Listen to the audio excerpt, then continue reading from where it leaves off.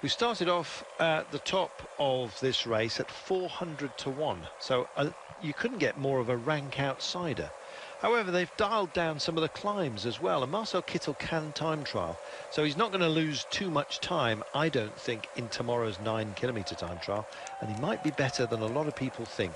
And if his little shoulders are back where they should be, as in not drooping after the Tour de France, where he was in for the green jersey competition, but in my opinion, it was sheer exhaustion that took him out of it, having taken 5 stage wins. He's back, and this morning, despite the fact he could not rack his bike and was like wandering around trying to find a place for the back wheel at the sign-on, he seems in good spirits. And in fact, both he and the other great Germans who are here, Tony Martin, who's mustering at the front at the moment, by the way, and Ando Greipel, may well have a bit of a party together. We'll see. What about Katusha today? Tony Martin, he's just moved over to the left-hand side of the road. Baptiste Plancart going to be working for? I'm not too sure. I think today's sprinter either could be Baptiste Plancart or the lead-out man for normally Christophe is Rick Zabel, potentially. Over the last few years, this stage has been very messy in the first sprints, so I think today will be exactly the same. We've got so many good sprinters here, and we know some riders have come from the European Championships yesterday, some riders have come from Poland.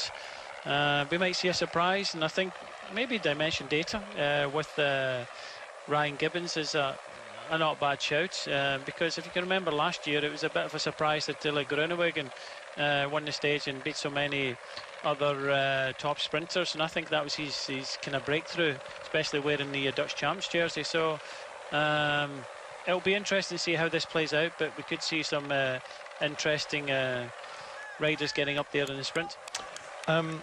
Ryan Gibbons had a great London as well, looked very, very strong. Could be your man. Yeah, I think outsider-wise for sure, but when you mix in the other riders that have got really forming a point to prove, including Demar, Groenewegen would want to win again, Kittel, they've put their team on the front. Okay, they've knocked it off a little bit because the gap came down to about 36 seconds, and then it was decided that it was too close, and now it's a waiting game, and who's going to take it up? And I think the 3 teams that were taken up early were Lotto NL for Groenewegen, Bora Hansgrohe for Sagan, and Quick Step Floors for Kittel. They are just sitting back at the moment and waiting for other teams to try and take it up, and they're just vying for position and road space at the moment. Nobody's actually riding behind because this gap is creeping up even more. What's remarkable is that they're staring each other down at the moment. Orica Scott have gone over to the right-hand side of the road as we look at our breakaway here. They've gone over to the right-hand side of the road. Team Katusha with Tony Martin, Plancart and the aforementioned Rick Zabel have gone over to the left-hand side of the road. Dead centre, AEG Tour de Mondial, and here we are. Arnaud Demar has brought up Francis Dejeux as well, and there indeed is the French tricolore at the back of that line of talent as you look at it right now. It's Kaiser. Kaiser's come to the front and gone, come on, I want to start riding again. Come on, sit in my wheel. No, seriously, sit in my wheel. Come on. Okay, I'll slow up a bit, but sit in my wheel. I want to lead you. I want to ride on the front. I want to bring this back for my sprinter Kittel. But nobody wants to play just yet. It's hilarious. So there's mind games going on out there. There's a lot of teams who are getting themselves in a position to mark out any moves, Brian, which is why you've got colour order and lead-out trains right there, so that if they do wind in this breakaway, they're in a position to go for the kilo. Look at them. It's as if we're already coming into town. Yeah, you can see the team cars trying to get past the peloton to go up and serve the riders for the last time. And you get a lot of riders towards the back thinking, I tell you what, sprinters, have your day, right? Have your day, because the hills come towards the end of this race, and then it'll be reversal of roles. So there's a lot of the kind of climbing type riders sitting down the back. All the sprinting types are up towards the front, staring each other out. Kaiser's bossing them all, saying, sit in my wheel, I'll drag these 4 riders back for you. It's hilarious. I'm looking at the conversation that's going on. There's Tony Martin as well, just behind Kaiser. Kaiser's on the radio. Where the heck are you? Trek Segafredo for Edward Toons coming in. This is fantastic. We have got such a busy race, all because they may not race for the golden kilo, but the reason it's so animated, Brian, is exactly because of it. They've all got to watch be very watchful of those around them, that nobody does an AG2 on a Mondial, as we saw a short while ago, trims off the front and decides to box it out for some bonus seconds. Yeah, there's a try there by AG2R, but it came to nothing. A few shouts from the other riders, and they didn't want to box around this golden kilometre. The 4 riders in front will battle that out and get some bonus seconds. If they can time trial well tomorrow, who knows, they might stand a chance of a leader's jersey. It has happened in the past, but just when it looks so kind of animated in front, it looks so easy at the back of the bunch here, as we start to get a little bit closer to this golden kilometre, and we'll be on it in the next few kilometres. Yeah, in fact, in 2.8. Passage Bod now of Bora, just keeping up the back end, as you can see, out of the saddle, and indeed pushing on today. It's that intermediate. I'm sad that it's not actually going to be duked out, but by the main players here. In fact, there'll be no bonus seconds left for the Golden Kilo today, by the looks of things, and it's going to be between this quartet. If they finish strongly, and frankly, they've got some very strong riders here, this is going to bode very well for the likes of Elmar Reinders. Just 25 years of age. Piet Alligard, just 22 years of age. They're finding themselves in elevated company, and indeed will be high up on the ranking at the end of today, which bodes well for the likes of Sport Vlader and Roompot, and indeed Wanty Group Gobert with Mark McNally, not forgetting Astena's Laurens de Vries, who's on the front of this quartet at the moment. McNally just behind him in the navy blue with the green caplets on his sleeve, the orange of Elmar Reinders, and then the youngster of the group, Piet Alligard, who I think is looking very, very good. He was the man we were telling you about who got himself a solid top 20 in the Paris-Roubaix, 17th he was. So as the classics races start to reveal themselves at the end of this race, he's going to be very well placed. It shows, Brian, that being in a breakaway can pay dividends. We've got some riders here who will be very much concerned about this golden kilometre, and indeed embedding themselves at the top of the order by the end of the day. They could keep up, and indeed later on I'm talking about, when the time gaps are imposed or not, if they finish amongst the leaders, they're going to be very well placed and thinking about a breakaway tomorrow as well. Yeah, tomorrow I think it'll be doubtful of a breakaway in the time trial. Stage 3. Yeah, we'll have to wait and see that. Yes. Sorry, forgive me. Yeah, exactly. but you never know. They Have might. you been taking my morphine? Do you know what? You don't share that. That's probably a good thing. Yes, individual time trial, forgive me, tomorrow, 9 kilometres in length. And then, of course, we ride on deeper into this race with 2 more sprinters' days. One to Ardouille, so keeping it in Belgium, or back in Belgium. And then Lanigan, the Lanigan Loop. That sounds like a dance. Of 154 kilometres for stage 4. And then it goes Amstel Gold, Liège-Bastogne-Liège and Flanders to finish off. And it will finish a few off. These guys, though, well and truly alive. Yeah, number 1 coming up here for the golden kilometre. So the golden kilo starts at 23.4 kilometres out, but it looks like they may well. So there it is. There's the finish line for the first. So 3, 2 and 1 bonus seconds. They're going to get lively. Now, there are ways of handling this. Do you power all the way through? Do you continue your sprint, or do you have 3 separate sprints, Brian? What's your strategy? Well, what we've seen in the past is they've sprinted kind of flat out for the first one. Second one, they've been a little bit more tired, and then by the end, it's who's got the strength left. But so it does look as if they might have decided to kind of share these out. So De Vries is taking the first one here. Oh, come on, fellas. Well, this may well be a bit mugging job by Piet Alligard. Now, if he goes through the next one, he's then got to sustain it for, what, 350 metres to take 2. Is he going to get greedy? First one has gone to Laurens de Vries. Now, he was the man who got mugged at the Primus checkpoint, which doesn't count for time. So he's just picked up 3 seconds. 2 seconds has gone to Wanty's Mark McNally. And indeed, Reinders just behind picked up the 1, so no seconds at all for Pierre Alligard, who took the Primus a little bit earlier on. He's having a toot at the moment. That looks like an air bridge too far for some. Oh, I think they may have laid it down at an angle for the helicopter. No, they're swapping. De Vries is taking all these points. He's probably one of the best time trialling and he's been set to the front to make the effort, so he'll get all 9 seconds. McNally and Reinders are swapping second and third between them. I don't really think Alligart is too interested in taking any bonus seconds, so they're kind of swapping it for second and third place, but the win is all going to De Vries with 9 seconds. Brian, I'm mildly disappointed. Oh, well, that's what happens. You put in something like that in a race, and people get smart to it. And why should they bother attacking each other? They've got 1:37 with just over 20 kilometres to go. Yeah, that was a big effort to De Vries. Now they go full gas and try and see if they can make it to the finish now. Let's see if they do.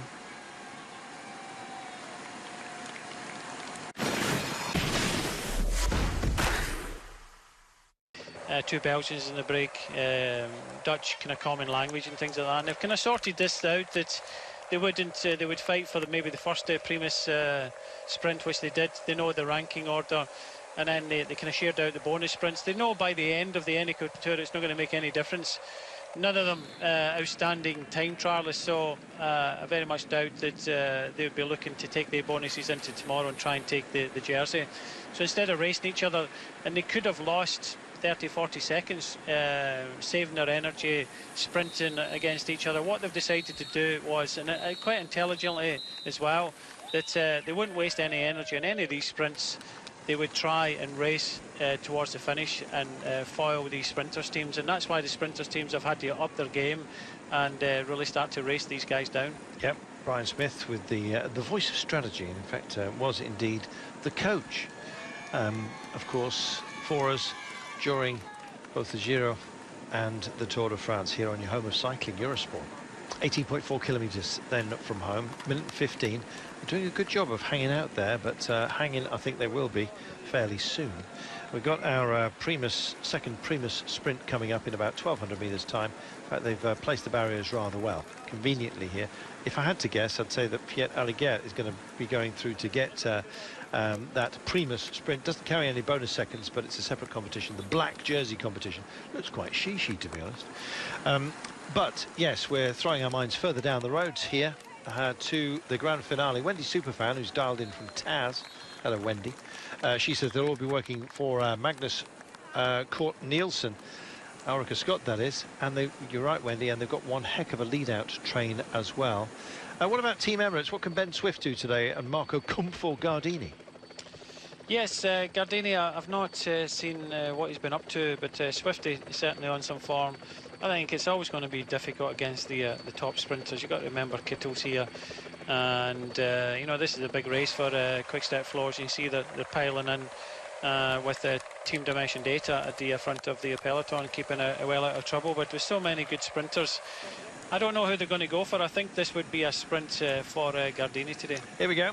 Primus sprint going off, and it looks like Rome Pot, and Elmar Reinders wants the beer. But does he want it as much as the youngster Piet Alligaert? And the answer is possibly no. So Piet takes it, and he'll be in a black jersey tomorrow. Job done by the youngster, 22 years of age. Yeah, this is a competition they can win, and that's why they're sprinting for it. And but the golden kilometre, I don't think it's benefiting anybody, so they decided to keep it together. But this was a long one from the Rompot rider Reinders, but the Neo Pro from Sport Vlaanderen, Alligaert, takes maximum points, and he'll be in that black jersey tomorrow. Yep, he will. Good for him. Well, we said it's beer money as well. You get weighed, and they give you your weight in beer. Minute and 4 and 2, and indeed that clock coming down, is it? No, just bouncing around that at the moment with 16.4 to go. Sprinters team's getting themselves into shape. There are 2 roundabouts only. That's about the only thing that is out there to disturb them on the approach. It's a pretty arrow straight road, more or less all the way in from about 6 Ks out, Brian. It is, you know, they've had a chance twice already to see the run in towards the finishing. Just see the blue jerseys of Quick Step, Kitto up towards the front, Mark Renshaw looking after Reinhard van Rensburg, and the South African champion has got the other South African on his wheel, thinking of the sprint finish here, and that's Ryan Gibbons. We'll see. So Ryan Rensburg will be doing some work either for Gibbons or for Christian Baragli. I think it's Gibbons would be the choice today. What do you reckon? In this type of sprint, I think Christian, maybe a little bit of a hillier sprint would suit him better, and he will have opportunities later in this race. We'll see. Sky starting to muster, as you can see. This is for Eli Viviani. Their lead-outs today will be Vinyovsky, old Lukash himself, with Owen Dool and John Diven. They're a strong pairing, Dool and Diven, who entertain us royally when it comes to track racing as well. Well, they're here as part of the engine room, and in fact Sky's starting to make a break for space at the moment. Viviani went very, very early in London. In fact, got himself out into the centre of the road, into the wind, and faded, I think, rather too quickly for his own liking. Timing probably going to be a little bit better today, but he's got a lot of rivals out here that want to do well. This is sterling work that's being done by all of the quick men's teams, and Orica Scott, over to the right-hand side of the road, left-hand side of your picture, are amongst them, to say the least. In fact, I think they've got the best lead-out train, possibly bar Andre Greipel. Can Greipel use it today, though? That's the big question, with Jesper de Bois, Nico Mace, Marcel Ziberg, all working for him hard, but, well, quick-step floors as well, with Max Richese, superstar lead-out for Kittel. And if you're looking for superstar lead-outs, what about Jacopo Guarnieri for Arnaud Demar of Francis de Jure? Watch out for the Bleu, Blanc et Rouge. And in fact, there is Le Mans, Demar, almost immediately showing his French champion's colours to us. Hard to pick, Brian. It is. Just got a glimpse of Ryan Mullen, the Irish champion, up towards the front doing his job for Cannondale on his birthday. After finishing third in the European time trial just last week, so nice to see him doing that. But looking at Team Sky, you just mentioned there, they've also got Danny Van Poppel, who won a stage of Poland, and I think this sprint probably suits him a little bit better. He already had the better of Sagan there, so Danny Van Poppel might be an opportunity. Maybe, look, I think Danny Van Poppel, if I was Team Sky, would look at that option. In this type of finish, maybe Viviani could be thrown in the mix. Maybe they could go with a two-pronged attack, but because I think Danny Van Poppel would be the better of the two. 48 seconds, breakaway still hold, let's not forget. These guys can't afford to ease back on the pace. We've just seen Kittel there, mouth agape, looking like he's got the usual nerves at this time. He usually delivers, though, with a burst of emotion afterwards. Did it 5 times at the Tour de France, we remind you. We're going to take our final commercial break right now on this long straight approach with 13.1 to go.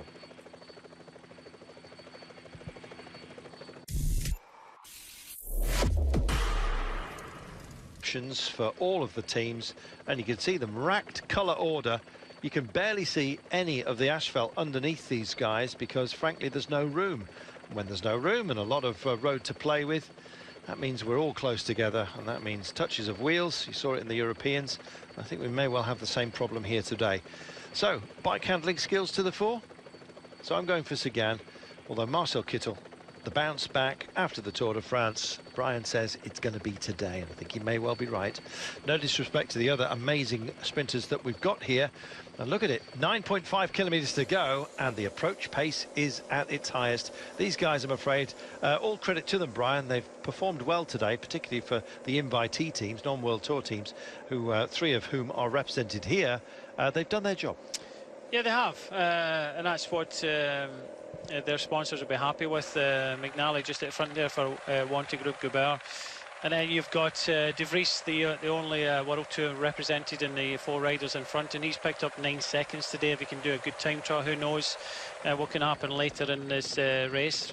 Reinders and Allegaar both have done well, and you know, for the likes of Sport Vlaanderen and Romport Wanty, this is sort of race that gives a lot of publicity for the teams.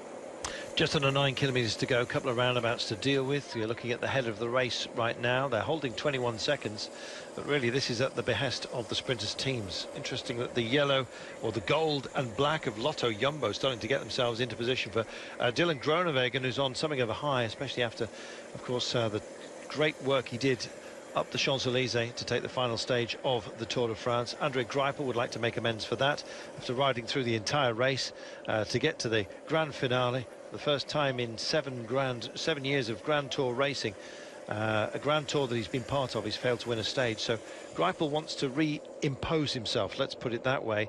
He describes Marcel Kittel as the greatest sprinter on planet Earth at the moment. Well, let's see if that's the case today. Out to spoil the fun, Dimension Data are here towards the front. You can see they've got their aero helmets on as well. Nice and smooth. Will it be at the end? Probably not. But Christian Spragley and Ryan Gibbons are their chosen sons. Dead centre in the yellow and black, working for Dylan Groenewegen. And there is that impressive Orica Scott train working for Magnus Cort Nielsen, the Aussies are today. And frankly, they look ominous over on the right-hand side of the road. Spearing up through the middle comes Plancart and Rick Zabel, guided, I'm sure, by Tony Martin on a goodly approach. Well, Biermans is doing some work, and Mads Wirtz Schmidt, likewise, for Katusha at the moment, centre of the road. 7.7 to go, 20 seconds. It doesn't look that much at the moment. We're on a little bit of a drag at the moment, Brian. Yeah, 20 seconds now, just inside the last 7.5 kilometres now, and the peloton have got their prey in sight, so there's no real danger. They're riding just for road space. They're riding just to keep their team together. Still a way to go to start the full lead out at 7.5 kilometres, so they want to be there. And that's why they're riding pretty much across the road. But you can just see the face of Laurens de Vries here. He's given it absolute everything, as you would, been in the breakaway all day and kind of trying to hang on. But it's going to be to no avail, because the sprinters are going to have their day. Well, he's got a decent sprint on him himself in days to come, which means he's likely to keep himself up towards the 4. No idea how much effort... how much his efforts today are going to be a big cost. There's the only turn, essentially. That's at 6.7, I thought it was, kilometres from home. So it's more or less straight, with a couple of straightish roundabouts to contend with. By that I mean that they'll just be going straight over them, essentially. So here comes the pack, funneled left and right hand side of the road. Right the busiest, left the freest but the longest distance, so take your pick. 15 seconds it's down to at the moment. Yeah, De Vries was actually runner-up in the Paris Tour a few years ago, when he burst into our consciousness as a youngster. He was only 21 when he did that. And so, yeah, I think sort of time running out for greatness for him. But he's in the breakaway today. He's picked up bonus seconds, as you've seen, in the Golden Kilo. In fact, he's got 6 to his name for that, possibly a few more, actually, once you add them add up. 9. There we are, 9. Thank you very much. Brian's on it. So, yeah, good for him. He'll be well placed for the time trial tomorrow, and he's not a bad time trialist either. 6.1 kilometres to go, 13 seconds then. The break looks doomed. And finally, Lotto Soudal put their nose in the wind. Marcel Seberg, Nico Mees, Jesper de Boist, now on principal duties, of course, working for Andre Greipel. So, can Andre do the job today? You can see him just maintaining his position rather nicely with the teammates racked around him. He does tend to lose them on the approach. Let's hope it doesn't do so today. Groenewegen's gold and black man as well, waspish dead centre, hoping to sting all of those around them. Jempe Drucker for BMC in the black and red. Edward Tuns for Trek Segafredo. Arnaud Demar's gone quiet for Francis Desjeux, but they're starting to muster on the left-hand side of the road. So right as you look at it, behind that flaring light of the motorcycle, as they come into the dappled sunshine of this arboreal cover here. The trees offering up a bit of shelter, but it's going to be spotlight time for everybody. And Phil Bauhaus's men have speared up the centre here. Team Sunweb not to be outdone. And Tom Dumoulin, who's thinking about the entire race here. Well, why not? Soren Kragh Andersen, the big Dane as well, can help out Phil Bauhaus on his ambitions. Took a stage on the Dauphiné. Why not? Yeah, exactly. He surprised a lot of people there and surprised a lot of good sprinters. But these 4 riders kind of hanging on to a very slender advantage. 5 kilometres to go, and all the teams vying for the front of the field now. A square of trees that have been harvested here, allowing a little bit of bright sunshine as they come back into the long shadows, already long.